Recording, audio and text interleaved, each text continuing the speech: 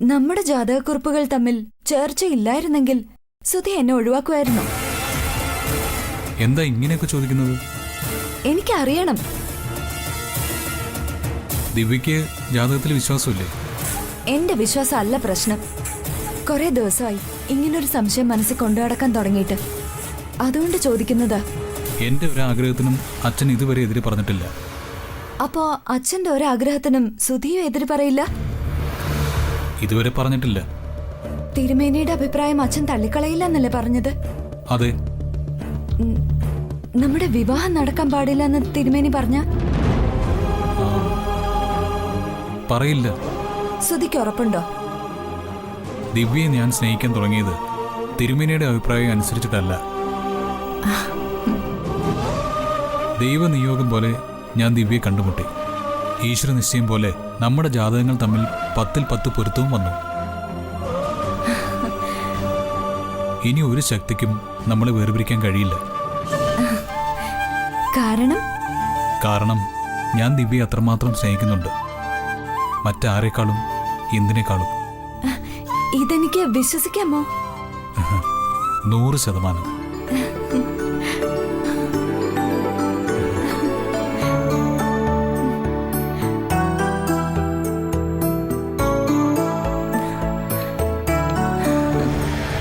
നമ്മൾ വെറുതെ ഓരോന്നോർത്ത് പേടിക്കുന്നതാ.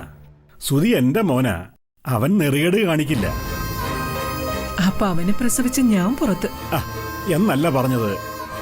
സുധിക്ക് ദിവ്യയോട് മാത്രമേ സ്നേഹമുള്ളൂ എന്ന് മനസ്സിലായില്ലേ? തിരുമേനിയുടെ സ്വപ്നം ഫലിക്കൂ എന്നുള്ളതാ ഇപ്പോഴെന്റെ പേടി. അതൊരു പാഴ് സ്വപ്നമാണെന്ന് തിരുമേനി തന്നെ പറഞ്ഞല്ലോ. അതുകൊണ്ട് അതൊന്നും ആലോചിച്ച് നീ ടെൻഷൻ അടിക്കേണ്ട. സ്തുതിക്ക് മറ്റാരോടും ഒരടുപ്പില്ലെന്ന് തീർച്ചപ്പെടുത്തിയ സ്ഥിതിക്ക് ഇനിയിപ്പോ എത്രയും വേഗം അവരുടെ വിവാഹം നടത്തണം. 2 ദിവസം കഴിഞ്ഞ് തിരുമേനി വിളിക്കാവെന്ന് പറഞ്ഞില്ലേ? സുധിയുടെ മനസ്സിലേക്ക് മറ്റൊരു പെണ്ണും കടന്നു വരരുതേ എന്ന ഇനി എന്റെ പ്രാർത്ഥന. അതിന് നിന്റെ പ്രാർത്ഥനയുടെ ഒന്നും ആവശ്യമില്ല.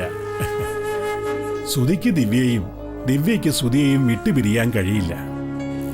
എന്റെ മോൻ ഇങ്ങനെ അവളെ സ്നേഹിക്കാൻ തുടങ്ങിയിട്ട് എത്ര കാലമായി? എവിടെ വെച്ച് മിന്നായം പോലെ കണ്ട ഒരു പെൺകുട്ടിയുടെ ചിത്രം വരയ്ക്കുക, അവളെ കണ്ടെത്താനായി കാത്തിരിക്കുക, എന്നിട്ട് ഒടുവിൽ ഏതോ പത്രത്തിൽ നിന്നും അവളുടെ വീട് എവിടാണെന്ന് അറിയുക. എത്രമാത്രം കഷ്ടപ്പെട്ടിട്ടാ അവൻ ദിവ്യയെ കണ്ടെത്തിയത്. ക്ലീറ്റസ് പറഞ്ഞത് വെച്ച് നോക്കുമ്പോ സുധി ജീവിക്കുന്നത് തന്നെ ദിവ്യക്ക് വേണ്ടിയാ. പിന്നെന്തിനാ പേടിക്കുന്നത്? Hi uncle. Hi aunty.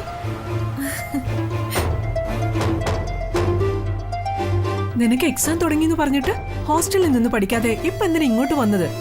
ഓ, ഞാൻ ഇപ്പൊ തന്നെ അങ്ങ് പോയേക്കാം. ഈ ഗിഫ്റ്റ് ഒന്ന് കൊടുക്കേണ്ട താമസേ ഉള്ളൂ. നിൽക്ക്. ഗിഫ്റ്റ് ആർക്കാ? സുധിക്കാണോ? ആ, അത് പിന്നെ ഗിഫ്റ്റ് കൈമാറലും ഇഷ്ടം കൂടുതലൊന്നും ഇനി ഈ വീട്ടിൽ വേണ്ട.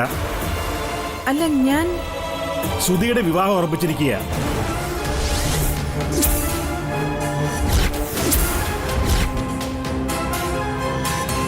മോക്കൊന്നും തോന്നരുത്. മോളിങ്ങനെ അവനെ ചുറ്റിപ്പറ്റി നടന്നാൽ ശരിയാവില്ല. ഞാൻ സുധിക്കല്ല, സുധി എനിക്കാ ഗിഫ്റ്റ് തന്നത്. അപ്പൊ പിന്നെ തിരിച്ചും എന്തെങ്കിലും കൊടുക്കണ്ടേ? ആരാർക്ക് കൊടുത്താലും ശരി, ഇനി അതൊന്നും പാടില്ല. മോൾക്ക് നല്ലൊരു ഭാവി ഉള്ളതല്ലേ? എന്റെ ഭാവി സുധിയോടൊപ്പമുള്ള ജീവിതമാണ് വന്നിരിക്കുന്നു. അതെ, എന്തെങ്കിലും പറയാനുണ്ടെങ്കിൽ ഉറക്കെ പറയണം. അല്ല, സുധിയും ദിവ്യയും തമ്മിലുള്ള വിവാഹം ഉറപ്പിച്ചോ? അതെ, ഉറപ്പിച്ചു.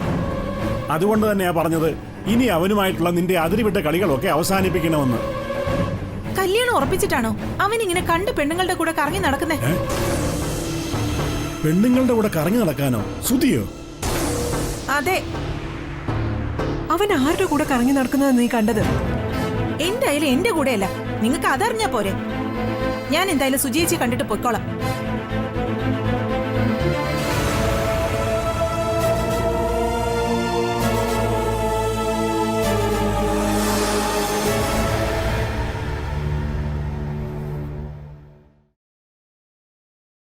അവളൊരു തൊണ്ടിയാ, പേടിത്തൊണ്ടി. ഒരു വകയ്ക്ക് കൊള്ളില്ല. ചേച്ചിയാണ് വർക്ക്ഷോപ്പിന്റെ ആധാരം കൊച്ചച്ഛനടുത്ത് തന്നെയെന്ന് എനിക്ക് അറിയായിരുന്നു. അത് നിനക്കറിയായിരുന്നു എന്ന് എനിക്കറിയായിരുന്നു. എനിക്കറിയാവുന്ന കൊച്ചച്ഛൻ അറിയാവുന്ന എനിക്കും അറിയായിരുന്നു. അതെ, പതുക്കെ ചിരിച്ചോ. ആ തള്ള കേട്ടാ കരുതും നമ്മൾ രണ്ടുപേരും ചേർന്ന് ഈ വീടും പറമ്പും വിറ്റ് തുലയ്ക്കുമെന്ന്. എന്നിട്ട് കൊച്ചച്ഛൻ ബാക്കി പറഞ്ഞില്ല. ആ അതെ, അങ്ങനെ ചില സൂത്രപ്പണികൾ നടത്തി വർക്ക്ഷോപ്പിന്റെയും ഈ വീടിന്റെയും ആധാരം പണയപ്പെടുത്തിയാൽ പിന്നെ ഈ വീട് പൊളിച്ചു വെക്കേണ്ടി വരില്ലല്ലോ. നിനക്കൊരു ഉഗ്രം ഫ്ലാറ്റ് അത് ഈ കൊച്ചച്ഛൻ വാങ്ങിച്ചു തരും. അപ്പൊ എന്റെ ചേച്ചി ഈ സൂത്രം ഉപയോഗിച്ചാണ് വീഴ്ത്തിയത്. ദിവ്യല്ല സത്യം. എന്താ മോളെ നീ ഒന്നും പറയാത്തത്? അത് നമുക്ക് നോക്കാം കൊച്ചച്ഛ. നോക്കാമാവാന്നൊക്കെ പറഞ്ഞ് നേരം വൈകിയാലേ അവസാനം നിന്റെ ചേച്ചിയെ പോലെ ഒന്നും നേടാൻ കഴിയാതെ പോകും. ഞാൻ നേടാതെ പോവില്ല കൊച്ചച്ഛ. അത് കൊച്ചച്ഛൻ അറിയാവുന്ന കാര്യല്ലേ. ആ അതുകൊണ്ടല്ലേ ഞാൻ നിന്നെ എന്റെ കൂടെ കൂട്ടിയത്. അതെ, സത്യമോൾ എന്റെ കൂടെ ഉണ്ടെങ്കിൽ എനിക്ക് എന്തിനും ഒരു ധൈര്യമാണ്. കൊച്ചച്ഛൻ കൂടെ ഉള്ളതാ എന്റെ ഒരു ധൈര്യം. ആ പിന്നെ വർക്ക്ഷോപ്പിന്റെയും വീടിന്റെയും കാര്യത്തിൽ ഞാൻ ഉണ്ടാക്കി വെച്ച കരാറുകളെല്ലാം അങ്ങനെ തന്നെ കിടക്കുന്നുണ്ട്. നീയും കൂടെ ഒന്ന് മനസ്സ് വെച്ചാ കാര്യങ്ങൾ എളുപ്പമാവും. വീട്ടിൽ നിന്ന് ഇറക്കി വിട്ട എനിക്ക് പുതിയൊരു ജീവിതം തന്നത് കൊച്ചച്ഛനാ. ആ ഉപകാരം ഞാൻ ഒരിക്കലും മറക്കില്ല കൊച്ചച്ഛ. ആ അതെ, ആ ഓർമ്മ എപ്പോഴും ഉണ്ടാവണം. നീ കൊച്ചച്ഛനെ ആക്കിയതാണോ? എന്താ കൊച്ചച്ഛ ഈ പറയുന്നത്? സത്യം ഇപ്പൊ ജീവിക്കുന്നത് തന്നെ കൊച്ചച്ഛന് വേണ്ടിയാ. ആ എനിക്കറിയാം, ഉണ്ട ചോറിന് നന്ദി കാണിക്കുന്നവളാണ് നീയെന്ന്. ഉപകാരം ചെയ്തവരെ മറക്കുന്നവളല്ല സത്യമെന്ന്. ഉപകാരം ചെയ്യുന്നവരെ മാത്രമല്ല, ഉപദ്രവിച്ചവരെയും സത്യം മറക്കാറില്ല. മോളെന്താ ആലോചിക്കുന്നത്? എല്ലാം ക്ലിയർ അല്ലേ? ആ അതെ കൊച്ചച്ഛ, എല്ലാം ഓക്കെയാ. ഇത്തിരി നേരം കൊച്ചച്ഛനോട് മനസ്സ് തുറന്നപ്പോ വല്ലാത്തൊരു സമാധാനം. ആ അതാണ്. എന്താ പിന്നെ കൊച്ചി ഇറങ്ങട്ടെ? ആ എന്നാ അങ്ങനെ ആട്ടെ.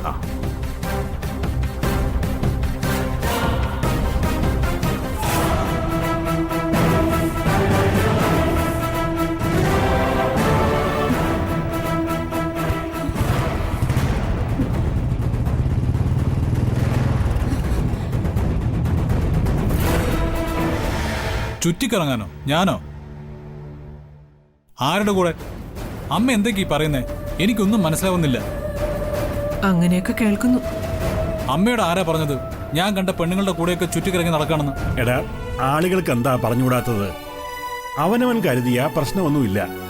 എനിക്കറിയണം ആരാ എന്നെ കുറിച്ച് ഇങ്ങനെയൊക്കെ പറഞ്ഞതെന്ന്. അതാരെങ്കിലും ആവട്ടെ. എന്തായാലും എന്റെ മോനൊന്ന് സൂക്ഷിക്കണം, അത്രേ അമ്മയ്ക്ക് പറയാനുള്ളൂ.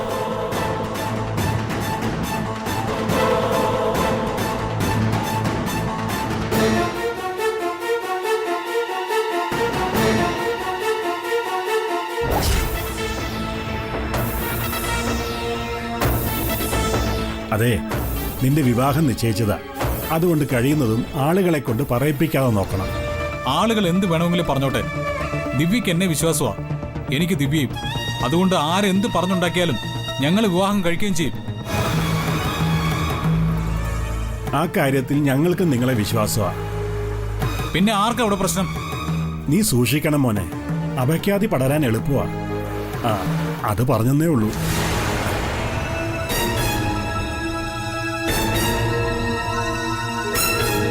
അമ്മേ, എന്റെ കൂടെ ആരെയെല്ലാം കണ്ടു എന്നാ പറഞ്ഞത്? നീ അത് വിട്ടേക്ക്. ദിവ്യ എന്റെ കൂടെ കാറിൽ കയറിയിട്ടുണ്ടാവും, ചിലപ്പോ സത്യം. അതല്ലാതെ മറ്റൊരു പെണ്ണും എന്റെ കൂടെ യാത്ര ചെയ്തിട്ടില്ല. നീ ഈ പറഞ്ഞ ദിവ്യയും സത്യയും, ഒരാൾ നമ്മുടെ ഫാമിലി ഫ്രണ്ടും മറ്റേയാൾ നീ വിവാഹം ചെയ്യാൻ പോകുന്ന പെൺകുട്ടിയും, രണ്ടുപേരെയും ഞങ്ങൾക്കറിയാം. മോനൊന്ന് സൂക്ഷിക്കണമെന്നേ ഞാൻ പറഞ്ഞുള്ളൂ. ചിലപ്പോ സത്യയെ നിന്റെ കാറിൽ കണ്ടതിന്റെ ഗർവാവും.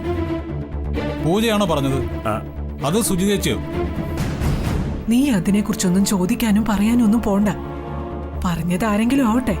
അതെ, ചില കാര്യങ്ങൾ ചോദിക്കാനും പറയാനും പോയാൽ പോകുന്നവൻ കുറ്റക്കാരനാവും.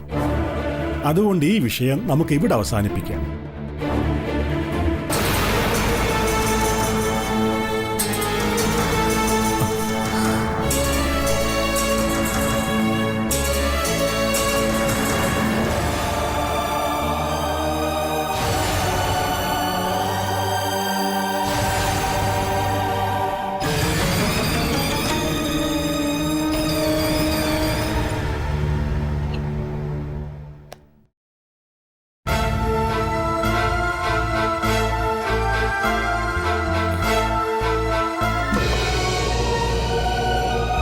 നിനക്ക് ജോലിയില്ലേ?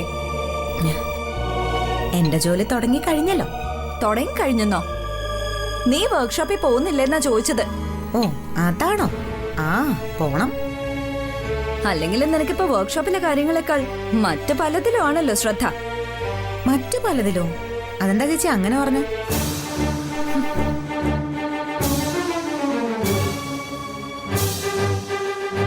കൊച്ചനുമായി നിനക്കെന്താ ഇത്രയും കാലം ഇല്ലാത്തൊരു ഏർപ്പാട്? അതെ, ഈ കൊച്ചച്ഛൻ എന്ന് പറഞ്ഞാ നമ്മുടെ രണ്ടുപേരുടെയും കൊച്ചച്ഛനല്ലേ?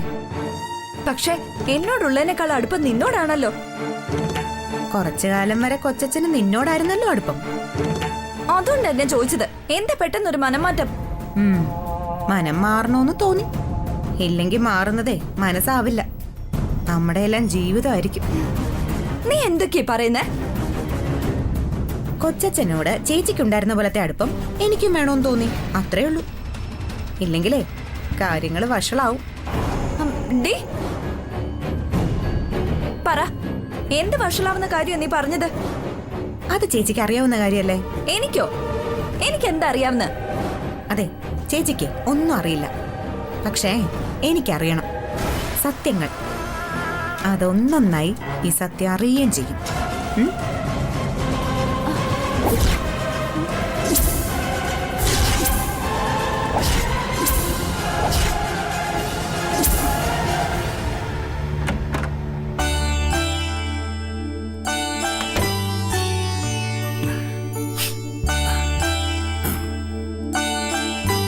ചന്ദ്രേട്ട, സീത വന്നിട്ടുണ്ട്. അതെയോ? ഇപ്പൊ വന്ന് കയറിയതേ ഉള്ളൂ. ആഹാ. അത് ചന്ദ്രേട്ട, അവൾക്ക് എന്തോ പ്രശ്നമുണ്ട്. എന്ത് പ്രശ്നം? ഞാൻ ചോദിച്ചിട്ട് അവൾ ഒന്നും പറഞ്ഞില്ല. കോളേജിൽ ഫ്രണ്ട്സുമായിട്ട് പിണങ്ങി കാണും. ഏയ്, ഇതത്ര നിസ്സാരമായിട്ട് എനിക്ക് തോന്നുന്നില്ല. പിന്നെ എന്നാ നിനക്ക് ചോദിക്കാമായിരുന്നില്ലേ? കഴിഞ്ഞ തവണ വന്നപ്പോ നല്ല സന്തോഷത്തിലായിരുന്നു അവള്. പക്ഷേ ഇടയ്ക്കിടെ ഫോണിൽ വിളിക്കുമ്പോ ഒന്നും സംസാരിക്കുന്നില്ല. പഴയ ആ കളിയും ചിരിയും ഒന്നുമില്ല. നീ അവളുടെ അമ്മയല്ലേ, കാര്യങ്ങൾ ചോദിച്ച് മനസ്സിലാക്കണ്ടേ? എന്നോട് അവൾ ഒന്നും പറയുന്നില്ല ചന്ദ്രേട്ട. എന്ന് പറഞ്ഞാൽ എങ്ങനെയാ? ദൂരെ പോയി പഠിക്കുന്ന മക്കളുടെ പ്രശ്നങ്ങൾ നമ്മൾ ചോദിച്ചറിഞ്ഞല്ലേ പറ്റൂ. ചന്ദ്രേട്ട തന്നെ അവളോട് ചോദിക്ക്, നിങ്ങളോട് പറയാതിരിക്കില്ല. നിങ്ങളല്ലേ അവളുടെ ബെസ്റ്റ് ഫ്രണ്ട്. ഞാൻ ചോദിക്കാം.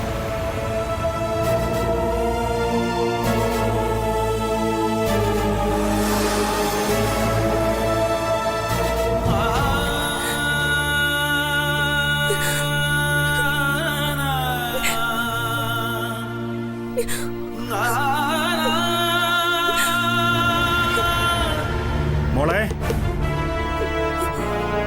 വാതിൽ തുറന്നേ. മോളെ,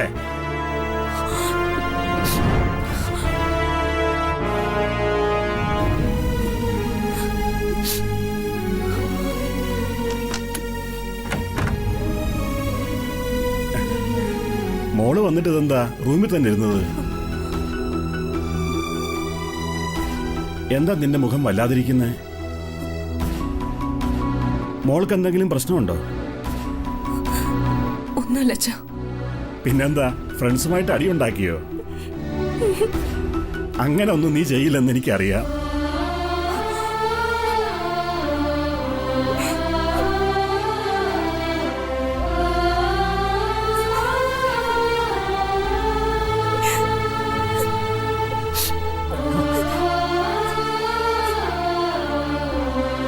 അച്ഛനോട് പറയാൻ പറ്റാത്ത എന്ത് പ്രശ്നമാണ് എന്റെ മോൾക്കുള്ളത്? അത് കള്ള. കുഞ്ഞുനാൾ തൊട്ടേ കാണാൻ തുടങ്ങിയതല്ലേ ഞാൻ നിന്നെ. ഈ മനസ്സിലൊരു കരട് വീണാൽ അത് അച്ഛനറിയാം. നിന്റെ കണ്ണ് കലങ്ങിയിട്ടുണ്ടല്ലോ. അച്ഛന്റെ സീതക്കുട്ടിക്ക് എന്താ പറ്റിയേ? എന്താ എന്താ മോളെ? മോളെ, എന്നോടൊന്നും ചോദിക്കല്ല അച്ഛ. എന്താ മോളെ ഇത്? നിന്റെ അച്ഛനല്ലേ ചോദിക്കുന്നത്? എന്ത് പ്രശ്നമായാലും നിനക്ക് എന്നോട് പറയാമല്ലോ. നിന്റെ ബെസ്റ്റ് ഫ്രണ്ട് അല്ലേടാ ഞാൻ. ഒന്നുമില്ല ഒന്നുമില്ല അച്ഛാ. ശരി ശരി, മോൾ കരയണ്ട. ചെന്ന് കുടിച്ച് ഫ്രഷ് ആവും. ചെല്ലേ.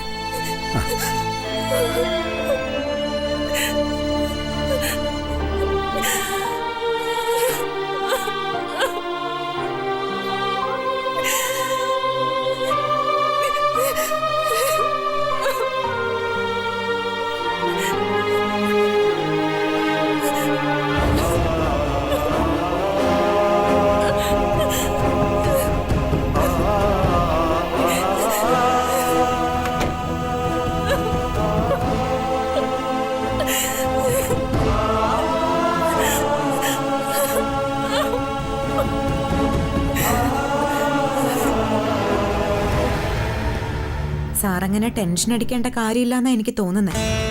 എനിക്ക് എന്റെ മോളോട് ചോദിച്ചറിയുന്നതിന് കുറച്ച് പരിമിതികളുണ്ട്. സത്യയോടാവുമ്പോൾ ഒരു കൂടപ്പിറപ്പിനെ പോലെ കാര്യങ്ങൾ കൈകാര്യം ചെയ്യുമെന്ന് എനിക്കറിയാം.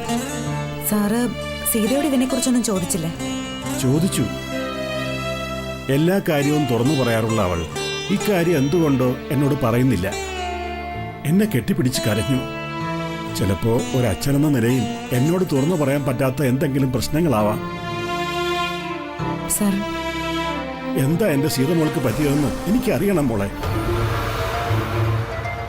സത്യ, അതിന് നീ എന്നെ സഹായിക്കണം. സാറ് വിഷമിക്കാതിരിക്കാം. കോളേജിലെ എന്തെങ്കിലും നിസ്സാര പ്രശ്നമായിരിക്കും. അത് താങ്ങാൻ സീതയെ കൊണ്ട് പറ്റിക്കാണില്ല. ആയിരിക്കും. വീട്ടിൽ മറ്റാരോടും ഞാൻ ഈ കാര്യം ഡിസ്കസ് ചെയ്തിട്ടില്ല.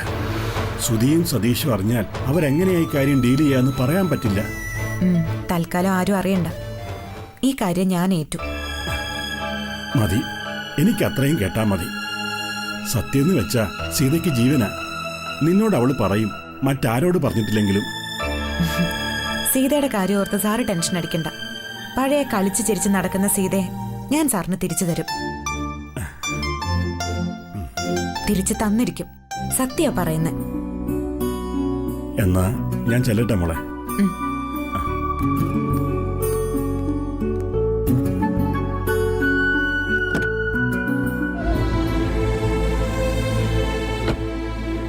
ശരി മോളെ.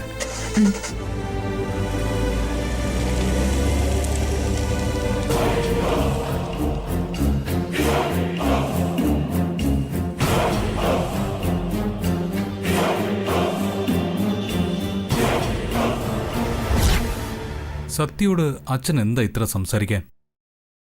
എന്തെങ്കിലും സീരിയസ് മാറ്റർ ആണെങ്കിൽ അച്ഛൻ അത് എന്നോട് പറയാതിരിക്കില്ല. എന്തായിരുന്നാലും മാറ്റർ സീരിയസ്.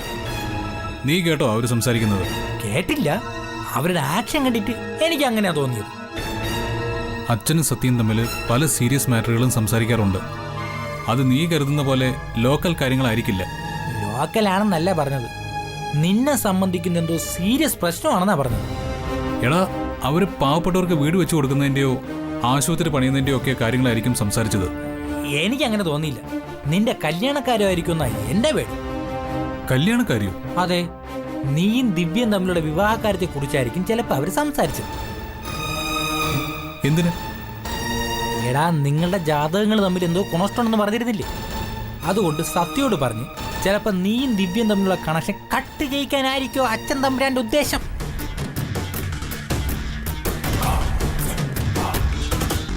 ദിവ്യയെക്കുറിച്ച് അച്ഛൻ സത്യയോട് പറഞ്ഞിട്ടുണ്ടാവുമോ? അതിന് നല്ല സാധ്യതയുണ്ട്. എന്തായാലും നീ ദിവ്യയുടെ കേസൊന്നും ആ സത്യയോട് മൊഴിയാൻ നിൽക്കണ്ട. അത് അപകടമാ. Be serious.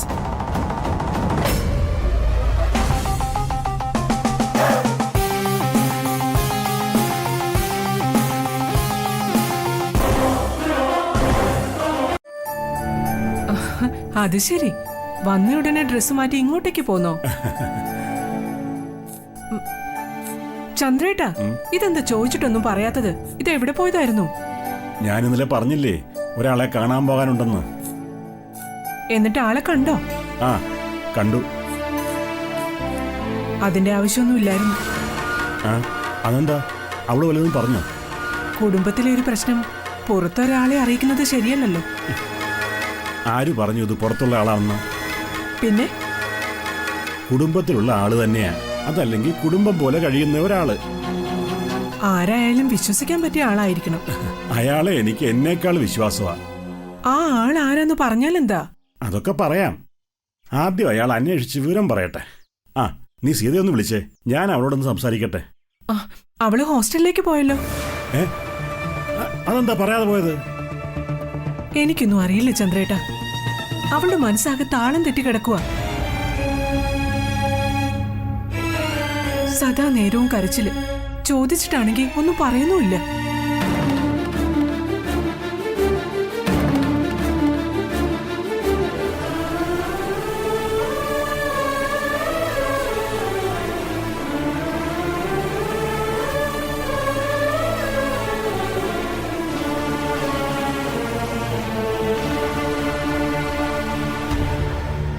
സ്നേഹനിധികളായ എന്റെ അച്ഛനും അമ്മയ്ക്കും എല്ലാവരും എന്നോട് ക്ഷമിക്കണം.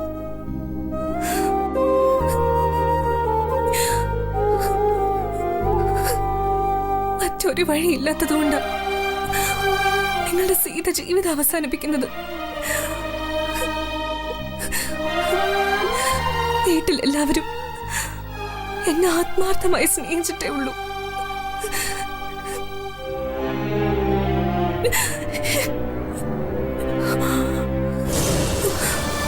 പുറമേ നിന്ന് ഒരാളെ സ്നേഹം വെച്ച് നീട്ടിയപ്പോ അത് ആത്മാർത്ഥമാണെന്ന് ഞാൻ തെറ്റിദ്ധരിച്ചു പോയി. ഇപ്പൊ അയാളെന്നെ ജീവിക്കാൻ സമ്മതിക്കുന്നില്ല. ഈ ഒരവസ്ഥയില് എനിക്ക് ജീവിക്കണ്ട.